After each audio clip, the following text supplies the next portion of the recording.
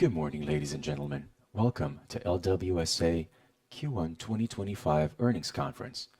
Joining us today are CEO Mr. Rafael Chamas and CFO and IRO Mr. Andre Kubota. For the Q&A session, we will also be joined by the company's senior management team. This event is being streamed online via Zoom webinar with simultaneous interpretation into English and will be available for replay at ri.lwsa.tech. You can download the slide deck for this presentation at the same website's Results Center under the Financial Information tab. The reported figures are denominated in Brazilian real and have been calculated in accordance with Brazil's standard accounting practices as per the statements, guidelines, and interpretations issued by the Brazilian Accounting Pronouncements Committee. Before moving on, we would like to mention that any statement made during this presentation regarding LWSA's business prospects, operational and financial forecasts, as well as future growth estimates, are merely projections and, as such, will be based solely on its management's outlook for the business. This outlook relies heavily on market conditions, the performance of the Brazilian economy, the industry, and international markets, and therefore may change without prior notice. Unless stated otherwise, all variations and rounded off figures here presented have been calculated in thousands of Brazilian reais. This business performance presentation includes both accounting and non-accounting data such as organic and pro forma operating and financial results, as well as projections based on the company's management's expectations. The non-accounting data have not been reviewed by independent auditors. For the question and answer session, we kindly ask that you use the Q&A button located at the bottom side of your screen to submit your question. When doing so, please remember to state your name and the name of your company. As standard practice, your name will be announced so you can ask your question live. A prompt to activate your microphone will then appear on your screen. I will now turn over to Mr. Rafael Chamas, who will begin the presentation, followed by Mr. Andre Kubota. Please, Mr. Chamas, you may proceed. Good morning, everyone, and thank you for joining our Q1 2025 earnings presentation. On slide 3, I start by bringing you the most important takeaway messages that I tried to convey in our Q4 2024 conference. So 2025, our focus was accelerating company growth. I mentioned that in 2024, we saw sound operational operators, but growth itself fell short of what the company can deliver. Second, continued focus on profitability. We've been very successful in making the company more profitable. Our product strategy has also been sharply focused on our customer journey. So following a cycle of M&A, our ecosystem has been very well-rounded. And focus on customer journey during these interactions will be significant for the company, and obviously cash generation and return to shareholder. These are obviously the first main topics I would like to convey to you at the beginning of the presentation.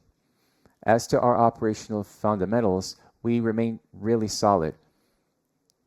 Our GMV for our ecosystem has significantly improved to 18.2 billion reais, up 14.5%. This includes revenue from our close to 2 million subscribers, which is what we see in our right-hand side of the slide. A 6.8% increase in our subscriber base, even more than what we had last quarter. We ended this quarter with 195.9 million customer. And another very interesting data point that speaks to our GMV is the revenue from subscriptions, which has gone up by 15.5% in keeping with the increase in our GMV. Next slide, our own store GMV has also gone up at the significant tune by 14.1%. We ended the quarter with 1.5 million in our own stores, which is interesting because we have incremental growth here. And on the right-hand side, our payments indicator, or TPV, which went up by 15.7%, having processed 2 billion in this first quarter of the year. I talked about reigniting growth in the company. Last quarter, we were affected by the restructuring at Squid, which is something we've discussed at length, and we're now seeing acceleration again. The first quarter ended in consolidated terms with an 8.8% increase in net revenue, surpassing every quarter in 2024. Now, thinking about profitability in the next slide, this is the second topic we mentioned in our agenda. As I said, profitability has grown successively. So in comparison with the first quarter of last year, both our margins and our adjusted EBITDA have gone up. We end the quarter with a 20.1% margin, up 1 percentage point versus last year. Growth by 15.1% at 70.2 million when it comes to EBITDA in this quarter. On slide 8, again, this slide was present in Q4. The company has been very consistent in how it offers its products, streamlining and obviously offering the same simplified structure to customer in a very integrated way as well. This has been the slogan of the company's GMV growth. I will mention a few items, but I just wanted to remind you the journeys that we have with hosting in the e-commerce world, our e-commerce platform, which we offer for many different segments, including a few integrated solutions in a fully embedded and streamlined way for financial services and logistics. And I'll give you a few concrete examples of that in the next few slides. Also, in terms of ERP, to manage our cash and electronic management, as well as conversational tools. So this is how we're looking at the company's portfolio right now. Over to the following slide. And over the next 3 slides, I will explore something haven't shown you that much previously, which is how Bling provides broader and more integrated journeys for small and medium businesses. We often talk about the more obvious integration, which is payment forms in electronic commerce, but ERP can also be an incremental source of revenue from our clients. That's because Bling offers the possibility to have several touch points along the retailer journey. This is a concrete example with a journey that's added a lot of value to our customers that's been delivered in May 2025, which allows them to integrate logistics tools across the entire ERP journey. Of course, we have a very powerful logistics tool, which is Melhor Envio, which we leverage to offer a completely transparent, seamless, and integrated journey within Melhor Envio. What I mean by that is by accessing or subscribing to Bling, the customer already has a fully integrated operation of its entire ecosystem. Obviously, Melhor Envio's access was not fully transparent before, and now we have a single touch point and point of service within Bling. So it addresses labeling and context, so there's no secondary touch point. This is fully integrated, which is what I mean by integrating the journey in full. And in this case, a specific journey, which is the ERP journey. This was something that was very important to us, and we're already seeing its results. We've had significant growth in terms of logistics in the first quarter when it comes to labeling. And this is already the result of this innate integration that we have with Bling. Another very interesting thing that we have in terms of the customer journey, still talking about Bling, are AI solutions that allow the customer this integration via artificial intelligence and automation. AI is a major focus for us. We have been very comprehensive in terms of thinking of ways of using AI within the company, whether in processes, but most importantly, in ways to add greater and more numerous capacities for the customers. So from simplifying settings and the journey itself to simplifying how to use the product itself. This is how much of our energy and efforts have been devoted. So in this first slide, we bring you within Bling itself how artificial intelligence is being used to offer suggestions that I would say improve the company's management capacities by using Bling. So the video shows how it works. Smart recommendation, product recommendation. So based on predictive sales and inventory behavior, we anticipate the customer flow. So recommend how much the client can purchase and when. So based on the client's record, we have not only information about their sales and predictions for it, but also intelligence to help them better manage its inventory and working capital. This is very powerful. And since March 2025, this has been available to our entire client base. And feedback has been overwhelmingly positive because it adds context and intelligence to the client's ERP. This following slide also adds an interesting fact, which is we have begun to introduce conversational logic via AI within Bling. So as you can see here, how it works on the mobile phone, this gives us the idea of a much simpler and easier interface for the client to have more information about their business in a much simpler and seamless way, which is the conversational interface. So via WhatsApp, they get significant information about their business performance, information about their operations, their results. They can also use this for service requests. So we're adding to Bling an entire conversational logic, which for a product such as this one, which is focused on SMEs, is outstandingly powerful. In the following slide, again, talking about returns to shareholders. In 2024, our shareholder distribution was very significant, both in terms of buybacks and dividend sharing.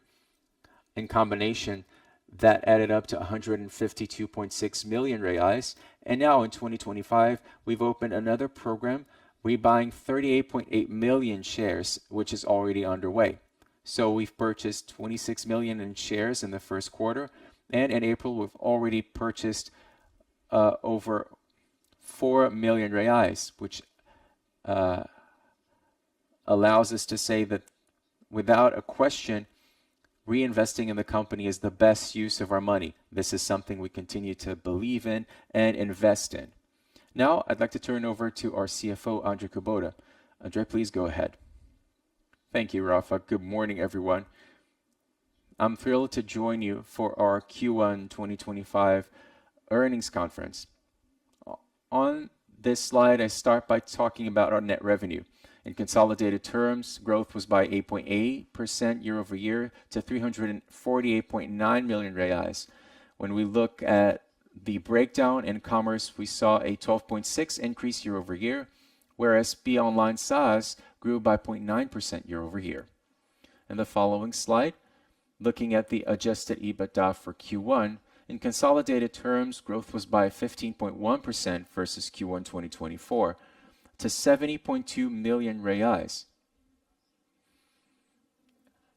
That was an EBITDA margin by 20.1%. I think a major highlight in this case, going back to what Rafael said as to our focus in profitability, this is very significant.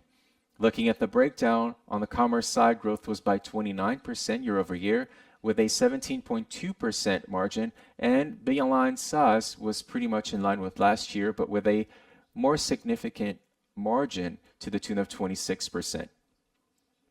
Moving on to this next slide, talking about cash generation, which is our adjusted EBITDA minus capex and financial expenses, which have to do with anticipated receivables. We grew by 46% year over year to 34.6 billion reais, at a close to 10% margin when it comes to net revenue. A bit more detail about our cash flow in the following slide. You see that we started the year with 447 million reais as a cash position and an operational cash flow of 485 million, and more than half of what we paid last year, and a cash generation that's significantly robust to 486 million operational cash after capex. So we have what we called payment-related working capital, and this was a significant highlight for the quarter.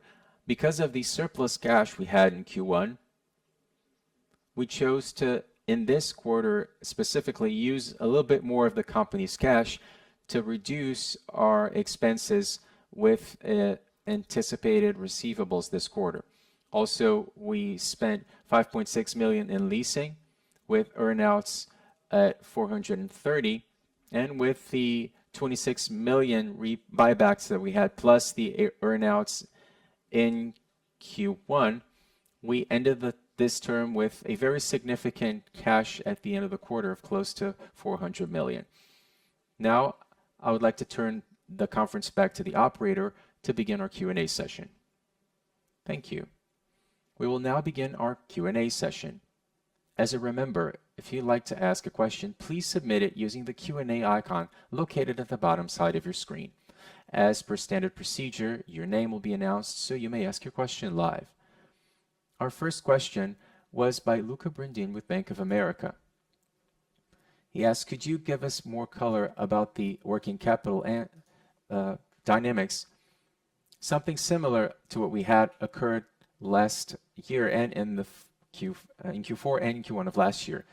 Second, could you add more color about the impacts of the reburdening of your payroll? How much of the cost could you pass over to customers, and could you repeat the same trend? Thank you for your question, Lucas. I don't know if everyone can hear me. Please tell me if you can't hear me. So, trying to address the first question with regards to working capital. This quarter, we try to add more color about our cash flow and, most importantly, our working capital, both in our earnings release and the presentation. We mentioned this trend, especially when it comes to payments. So when we look at the receivable balance, that has to do with sales from our clients in store,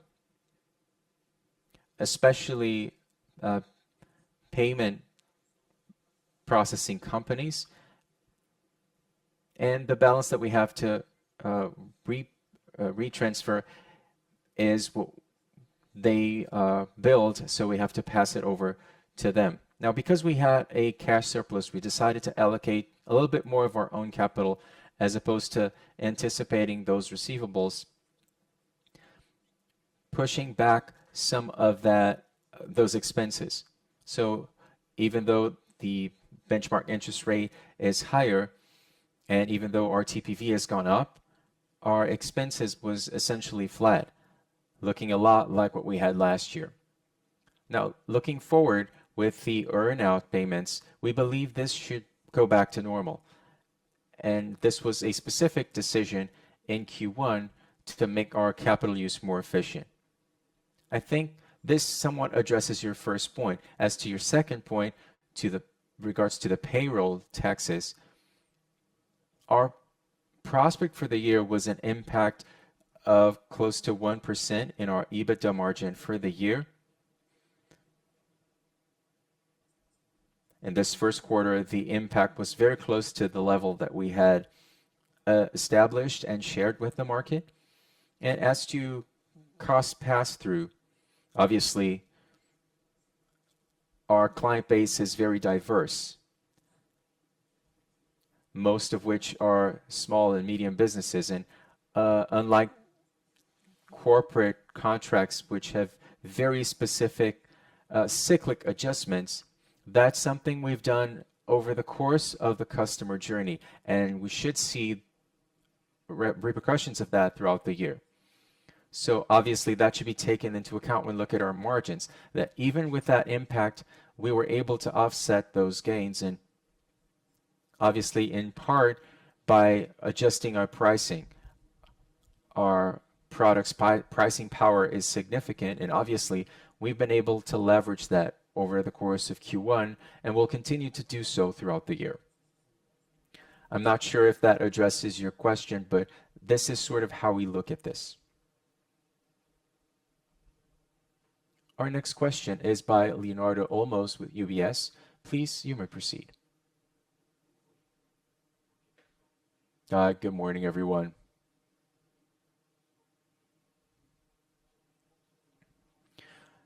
First of all, I'd like to hear about earnouts, and this is a follow-up to Lucas' question. I just wanted to hear a little bit more about how you've been annualizing your cash generation. Kubota explained your the relationship between corporate tax and cash flow and everything that you've been doing. How could we expect the general trend of your cash flow throughout the year 2025? That's my first point. And second, could you speak a little bit more about the gross addition of users in the commerce segment, which had a positive development in Q1? Thank you.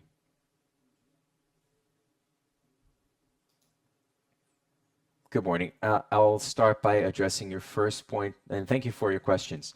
With regards to cash generation, what we tried to do was, in order to make it easier for everyone to understand, last quarter we created a cash generation proxy, which is EBITDA minus CapEx minus expense anticipation, which speaks to the slide we had in our presentation that addressed our cash flow. When you look at this operational trend,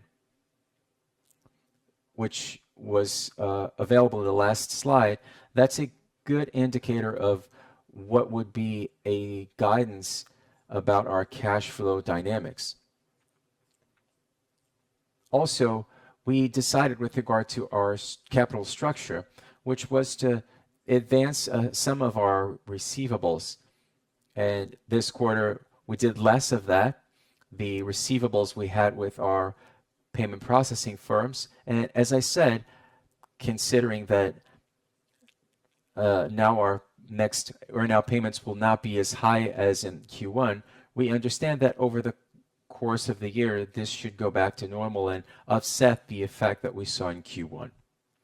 As to earnout payments, much of what we have outstanding should be settled in Q2. So the remaining payments will be a lot less significant. So I think the best way to believe how it will do throughout the year is to think about that. As to your next question, if I've addressed your first point, I will now turn to Kubota for him to answer. Hi, Leonardo. Thank you for your questions. And going back to something I mentioned in our previous call, since last year, we have been unifying all our commerce teams and SMEs. And we had different initiatives with Beggy and Trey. These are still existing brands, but the entire marketing intelligence is no longer separate. We're already seeing the results of that, and we understand that these brands complement one another. Trey has a client profile which is a lot more connected to the brick and mortar world, whereas Baggy has this internet and online focused client base. So it is a combination of these two efforts which are now connected under a single leadership and a single team, which has allowed us to start accelerating and providing a prospect for the year, which is to see more and more results of this new trend.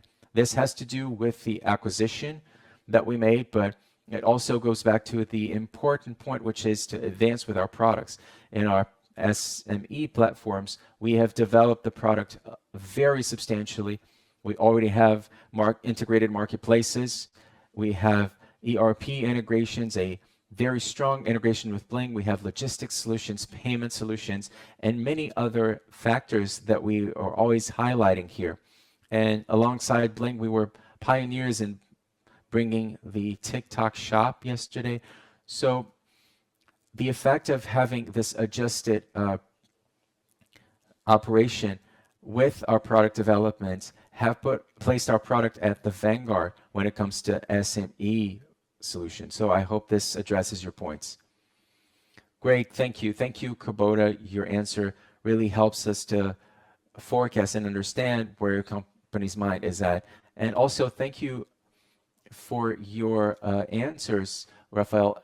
Could you talk a little bit more about Coach and marketing? Because many software companies conducted several acquisitions, but even though it expands your margin, sometimes you lose the opportunity to get a bigger share of the market. Now, because you're leading all of that, you could maybe give us good perspective. How does all of this integration that you have is not affecting your bottom line, especially looking at different profiles of customers?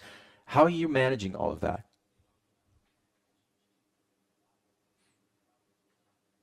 Great, Leonardo. Well, we're seeing results which have been impacted by the reorganization, especially in the first couple of months, but we've had our senior leadership under Thiago Mazzetto, who had been conducting the Tray operations and is ahead of our acquisition. So he was in charge of this operation, and we also have a few segmentations internally. So the strategy is unified, but we have customer profile dedicated teams. It is not fully horizontal. We have baggy related teams and tray focused teams. So what we're seeing is, in this case, these two brands complement each other very seamlessly. So we, again, have a unified strategy which avoids cannibalization, and each brand focuses on one client profile. They're not competing with one another. And we have a baggy focused team for those customers more focused on social media.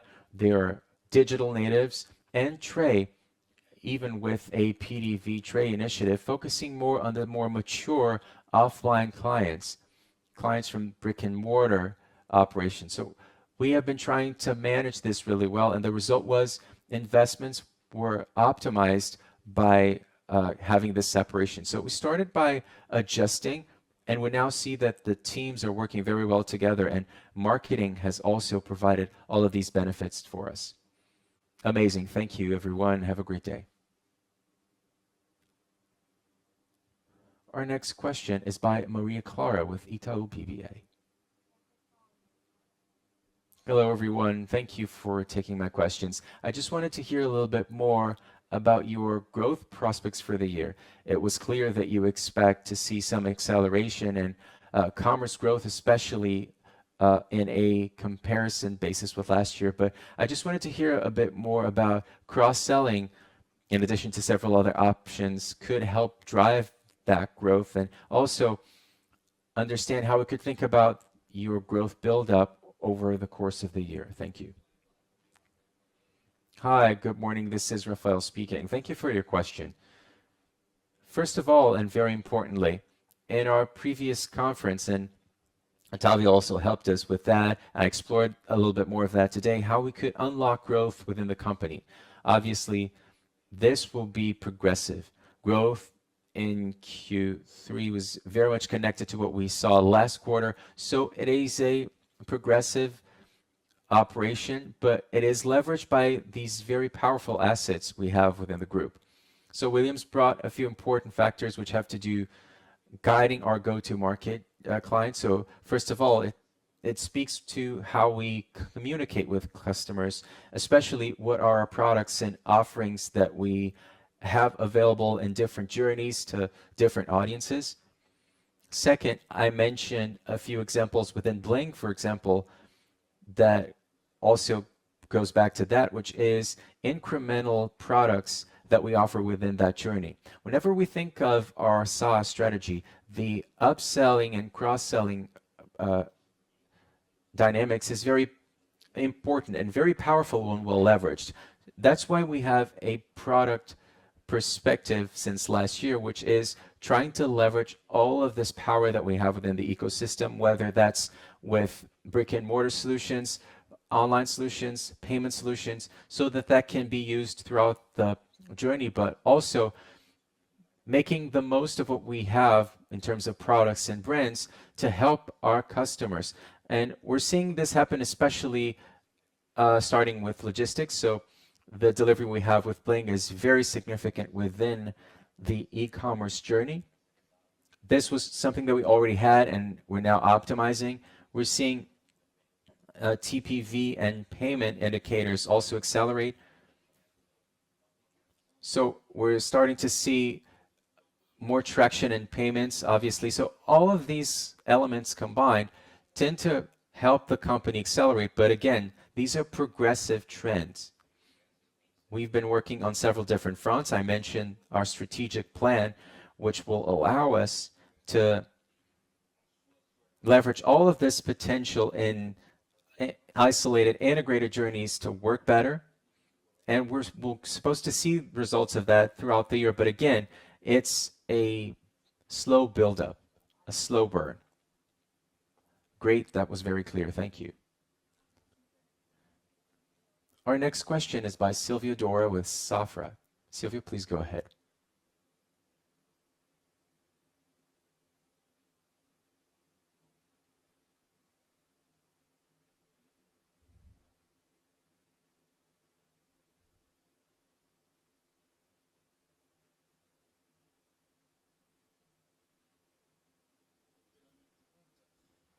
Hi, thank you for taking my question. I have a question about your cloud solutions. This quarter, we saw the impact of migrating to the cloud in your results. So if you could talk a little bit more about that, is some economy of scale already clear, or are your costs still weighing on your results and will continue to do so in Q2? I just wanted to understand how specific that is. And my second question has to do with your GMV. Currently, how much of your GMV is coming specifically from the BV market? I just wanted to understand whether Meli is a good proxy to understand your GMV dynamics and whether that has changed over the last few quarters. Hi, Silvio. This is Igor. I will take your first question about the cloud migration.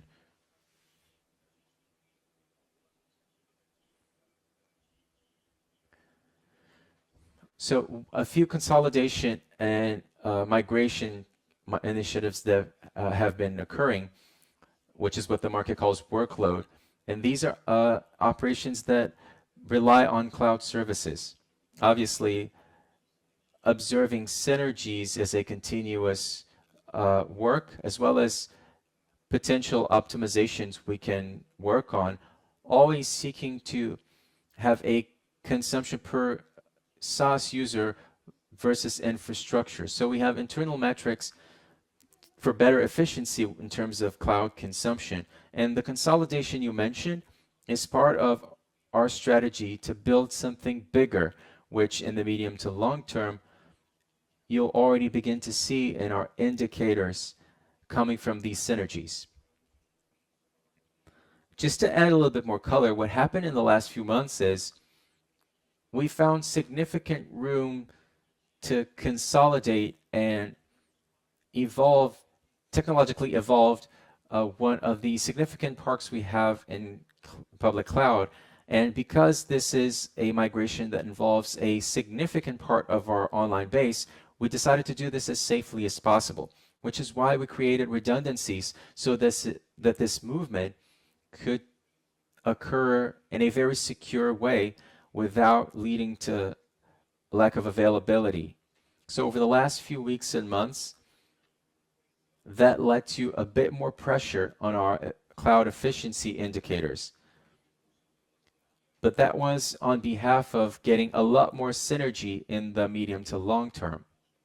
And we're already beginning to see from our latest indicators the benefits of that shift.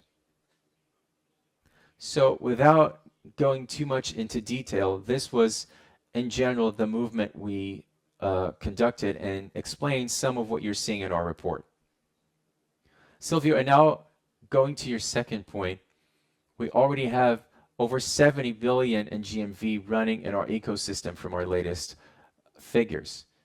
So obviously we do not break down this figure for the marketplace, but it is to be expected such a significance as a proxy for the market, always remembering that our customer or our client profile is usually low added value products.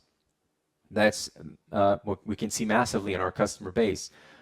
But if you look at our categories, footwear, electronics, and so on and so forth, that's more in line with what we have with the rest of the market. But if you look at Magalu, Shopee, it's a multitude of channels. We already talked about our TikTok store. So within our client base, we have every type of sales channel and divisions within our segments that are very similar to what you see in the market share at large.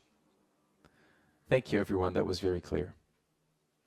Our next question is by Livia Mezobata with JP Morgan. Please go ahead. Good morning, everyone. Thank you for taking my questions. My first one has to do with the GMV dynamics. I wanted to understand where your mind's at with regards to e-commerce in this first half of the year. Anything you can add in terms of the holistic perspective of the competitive environment? And secondly, within the company's strategy, both short-term and long-term, would it make sense to you divest from any of your assets? Where's your mind at when it comes to new M&As? Hi, Olivia. Let's take it piece by piece, starting with our GMV. As I said earlier, close to 18 billion, so that's 20% growth. Just underscoring what I said before, our consolidated GMV, considering our client profile, it is focused on medium added value and subjected to significant credit cycles. So they have grown at a healthy level, but within a more challenging macro environment. So we see growth in Q1 very similar to what we had in the previous quarter. What we're seeing in April is very much in line with that. In spite of the volatility that the holidays and celebrations such as Mother's Day have brought, we're seeing levels very close to what we've seen so far in Q1. As to your second point, which is divesting from assets, currently we have a very broad portfolio, which makes a lot of sense strategically and is very synergistic. So obviously what we've done over time is to focus everywhere we're seeing greater competitive edge and a wider market, and seeking strategies that allows us to monetize every aspect where our competitive edge is more significant, such as cloud, which has brought greater clients and, as we said, is adding more profitability and revenue to the company. So we have no prospect of divestment. What we have are strategies focused on maximizing the assets that we currently have. We talk a lot about normalized growth and that the normalizing cycle has taken place. And I think that our Q1 results show that this was a successful strategy so far. So this is the prospect of monetizing the existing assets. And to your last question, our M&A focus, the broader focus of the company is to unlock value with the existing assets. The cycle that started since our IPO has been very healthy. I think that we became more relevant in the Brazilian market.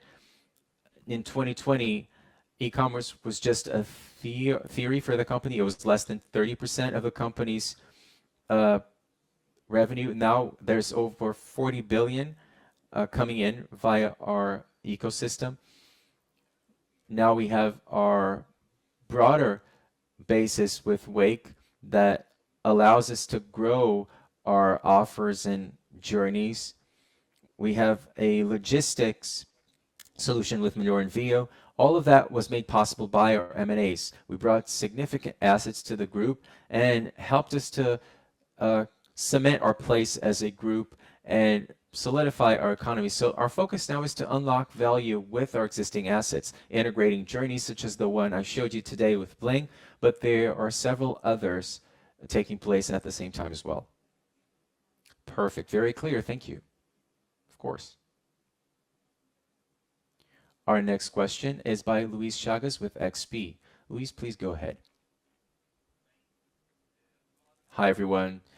We have two questions. The first about CapEx.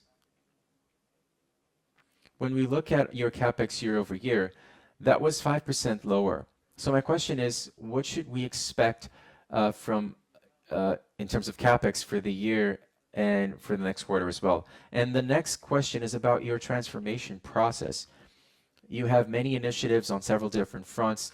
Could you talk a little bit more about the 80-20 of these initiatives, meaning what fronts and initiatives are you most excited about and you expect to unlock the most value or generate the greatest impact? Good morning, Luis. This is Andre speaking. I'll take your first question about CapEx. I think, first of all, quarter by quarter, you can see some fluctuation or volatility in our CapEx, whether in terms of fixed assets or new products. And what we've been sharing and commented so far, this first quarter, that might have been a little bit lower than expected for the year, and a more normalized level, which would be closer to what we had in Q4 of last year, would be more or less what we expect for the year at large, not considering this fluctuation between quarters.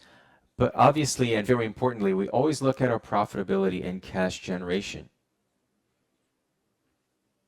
Obviously, that also has to do with how the company is growing and what's the market's economic performance more broadly. So Q4 might be a better proxy for the year at large. And to your second point, I will now turn back to Rafa's team, which will help clarify that.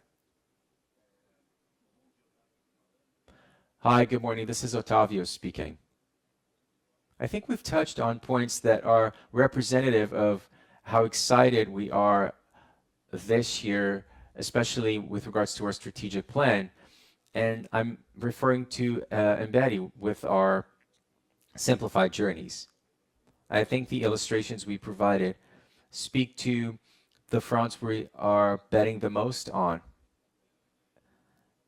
These are projects that are now coming to life, and going back to what Rafael mentioned, they show the practical gains in terms of revenue, which will be gradual and has to do with how much our client base will change over time. But I would mention e-commerce itself, payments, as was mentioned, and William, when he last spoke, mentioned this en passant, but our POS is specifically in e-commerce. So thinking about the journey, the omni-channel journey more broadly, going to offline from a very wide client base online already.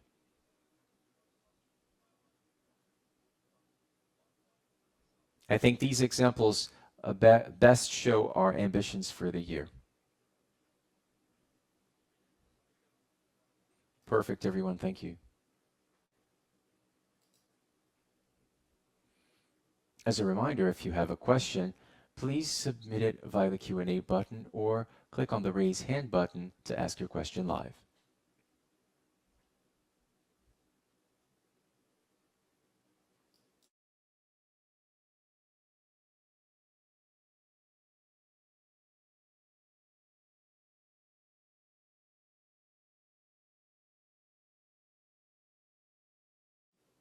Our next question is by Daniel Federli with Bradesco.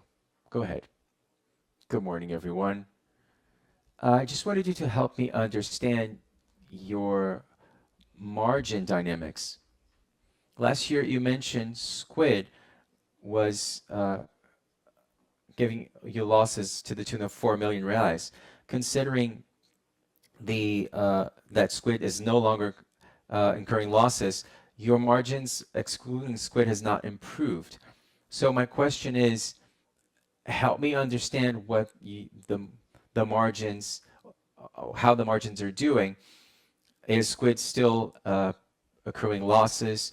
How can we look at that moving forward? And in connection to that, even the company's message, which is the group will continue to grow, what are the implications of that? What does it mean to focus on growth? Should we expect your margins not to widen anymore moving forward because it's the money is being reinvested? What does that mean in terms of profitability? Thank you. Hi, Federli. How are you? Good morning. Thank you for your questions. With regards to Squid, starting this quarter, we sort of moved the topic out of the way.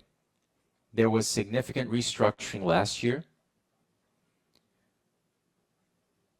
and the impact of that, and I'm trying to help you calculate how it will go moving forward.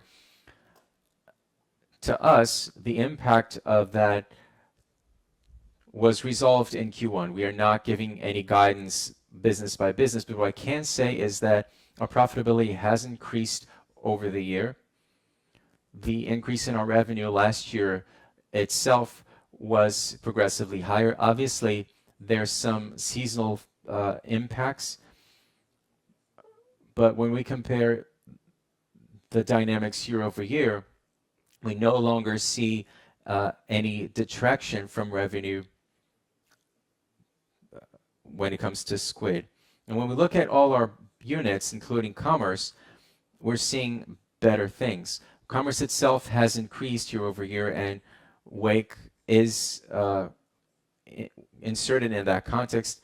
Squid, as we always say, has a very strong operational leverage nature. So we see that with growing revenue, despite the 1% impact in EBITDA coming from the renewed payroll, we were able to grow the company's profitability.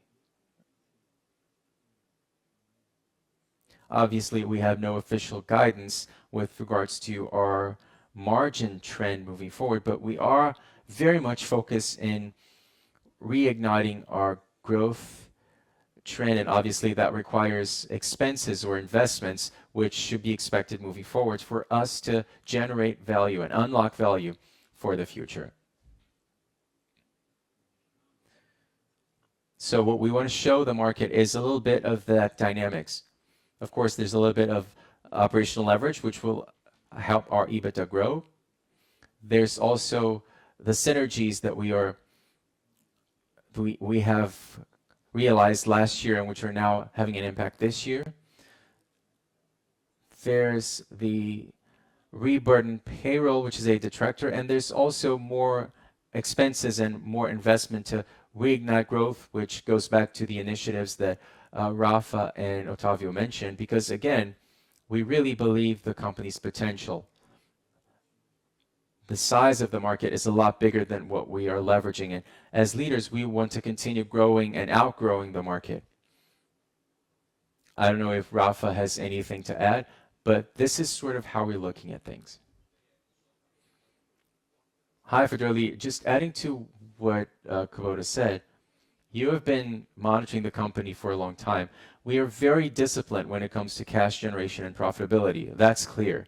But obviously, we are exposed to a very a thriving market. As we do in e-commerce, we have several significant assets. So our major investments were in M&A, and they have to do with the investments we've done so far. Of course, it's not that we obviously we're or whatever we need to do to have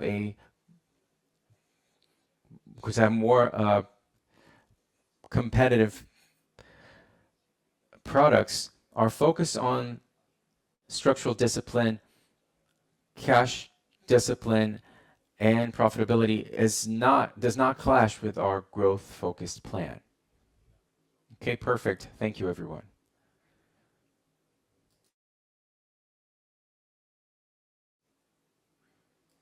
With no further questions, this concludes the Q&A session. I will now return the conference to our CEO, Rafael Chamas, for his closing remarks.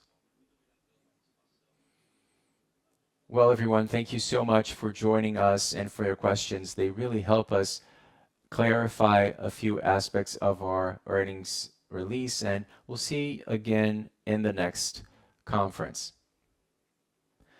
This concludes LWSA's Q1 2025 earnings conference. On behalf of the company, we would like to thank you all for joining and wish you a great day.